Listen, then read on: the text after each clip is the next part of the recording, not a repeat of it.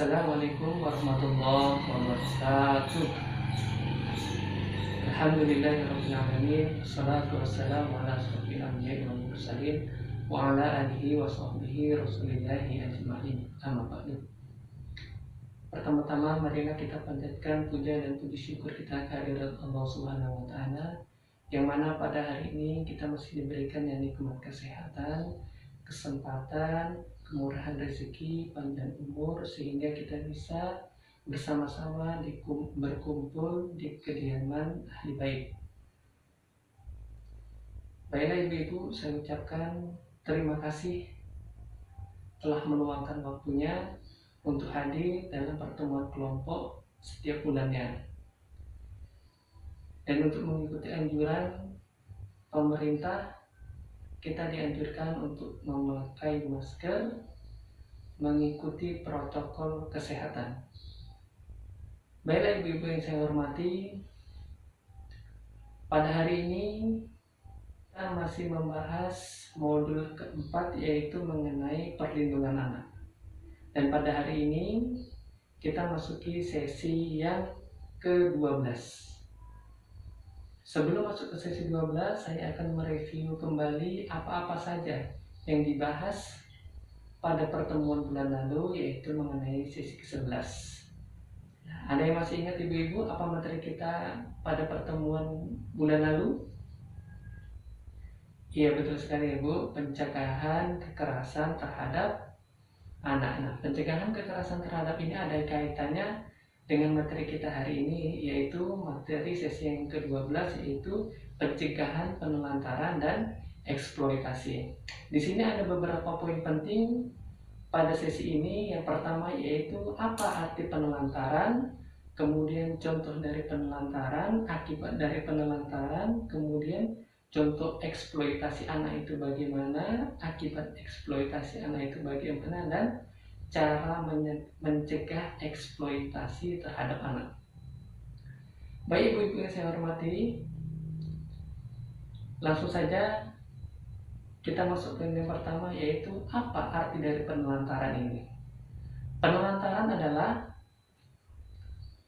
tidak dilakukannya kewajiban dan tanggung jawab orang tua terhadap anak untuk memenuhi kebutuhan dasar, baik itu fisik, psikis, rohani maupun sosial. Lalu kita masuk poin yang kedua, yaitu apa contoh dari penelantaran. Yang pertama, salah satunya itu adalah ditinggal sendirian di rumah. Yang kedua yaitu didiamkan dalam kurun waktu yang cukup lama. Kemudian tidak memberikan makanan yang sehat, aman, dan bergizi. Tidak diberikan tempat tinggal dan pakaian yang layak. Tidak pernah diberi waktu kesempatan bermain, dan tidak diizinkan untuk bersekolah. Inilah contoh-contoh dari penelantaran. Kemudian apa akibat dari penelantaran itu? Anak menjadi putus sekolah, anak kurang gizi, anak bisa celaka, luka, dan sakit. Kemudian sering ketakutan atau merasa itu was-was, tidak berani. Kemudian kemampuan berbahasanya itu sangat rendah. Kemudian susah bergaul, dan yang terakhir yaitu mengalami masalah penyelesaian diri pada masa yang akan datang, dan lain-lain. Lalu bagaimana cara mencegah anak itu dalam penelantaran? Yang pertama yaitu memenuhi kebutuhan dasar anak dengan cara memberikan kasih sayang, sandang, pangan, dan papan. Yang kedua yaitu luangkan waktu untuk bersama anak. Yang ketiga, berbagi tugas dalam mengasuh anak. Jangan hanya ibu yang disuruh mengasuh anak, tapi ada di situ peran ayah dalam mengasuh anak. Yang keempat, mendidik anak tentang apa yang boleh dan tidak boleh dilakukan. Yang kelima yaitu memperhatikan pergaulan anak. Dan yang selanjutnya yaitu memperhatikan perkembangan anak dan lain-lain. Baiklah ibu-ibu, itu pengertian dari penelantaran, contoh penelantaran, akibat dari penelantaran, dan cara mencegah dari penelantaran. Kita masuk poin yang kelima yaitu pengertian eksploitasi. Apa arti dari eksploitasi itu? Eksploitasi adalah pemanfaatan anak untuk memperoleh keuntungan materi maupun imaterial. Contohnya apa itu, Bu? Contohnya adalah pemanfaatan tubuh anak. Yang pertama apa itu? Anak yang diracunkan. Ini pemanfaatan tubuh anak mengenai fisik ya, Bu. Anak yang diracunkan. Yang kedua, anak yang mengalami kecacatan atau bayi yang digunakan untuk memancing rasa iba. Contohnya apa? Mengemis ya. Kemudian pemanfaatan tenaga, yaitu anak disuruh bekerja untuk yang pertama memecah batu, mengupas kerang, memulung sampah dan lain sebagainya. Kemudian yang ketiga apa, Bu? Pemanfaatan kepolosan dan keluguan anak. Contohnya perkawinan anak pada usia sebelum 18 tahun, anak dijual untuk bayar hutang dan lain sebagainya. Itu adalah contoh-contoh dari eksploitasi. Kemudian ada beberapa unsur mengenai eksploitasi. Yang pertama itu ada keuntungan, Bu. Keuntungan berupa materi. Orang tua dalam memperoleh keuntungan materi itu contohnya anak yang dilacurkan, dipekerjakan, digunakan untuk mengemis dan lain-lain. Kalau keuntungan bukan materi, yang pertama yaitu yang memanfaatkan anak mendapatkan status sosial dan kedudukan yang lebih tinggi. Contohnya apa ini, Ibu? Yaitu anak perempuan dinikahkan dengan laki-laki yang lebih kaya atau yang lebih tajir. Nah, akibatnya dari eksploitasi ini terhadap anak adalah anak putus sekolah. Yang kedua, perkembangan fisik anak terganggu. Yang ketiga, anak menjadi penakut. Nah, yang keempat yaitu anak terkena PMS atau penyakit menular seksual. Yang kelima, tidak punya masa depan atau kehilangan cita-citanya. Yang keenam, anak berpotensi mengulang kembali eksploitasi yang dialaminya. Artinya turun-temurun. Kemudian yang ketiga apa? Anak kehilangan kepercayaan diri atau tidak pede. Nah, kemudian bagaimana cara mencegah terhadap eksploitasi anak? Yang pertama, Bu, mengupayakan anak tetap sekolah. Yang kedua, tidak menyuruh bekerja yang mengganggu kegiatan bermain dan sekolah anak. Yang ketiga, tidak membiarkan anak bersama orang dewasa tanpa pengawasan dari orang tua.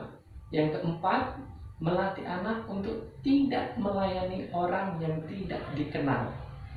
Yang kelima, tidak mempercayai janji-janji yang diberikan oleh orang lain. Yang kelima, memberitahu anak untuk waspada pada iming-iming pekerjaan dan gaji yang besar. Kemudian yang keenam, tidak menikahkan anak sebelum usia 18 tahun dan lain sebagainya. Kemudian mencegah eksploitasi itu salah satunya di sini dijelaskan untuk memanfaatkan akte kelahiran. Gunanya untuk apa ini, Bu? Untuk identitas sah anak. Kemudian yang kedua yaitu memastikan asal usul anak tersebut. Yang ketiga, mendapatkan layanan kesehatan dan pendidikan bagi anak. Yang keempat, mencegah terjadinya pernikahan dini di usia di bawah 18 tahun. Kemudian yang kelima, kepastian mendapatkan hak waris terhadap orang tua. Yang kelima yaitu sebagai dasar pembuatan kartu keluarga, KTP, SIM, paspor, dan lain-lain sebagainya. Nah, ada pesan-pesan kunci dari eksploitasi terhadap penelantaran salah.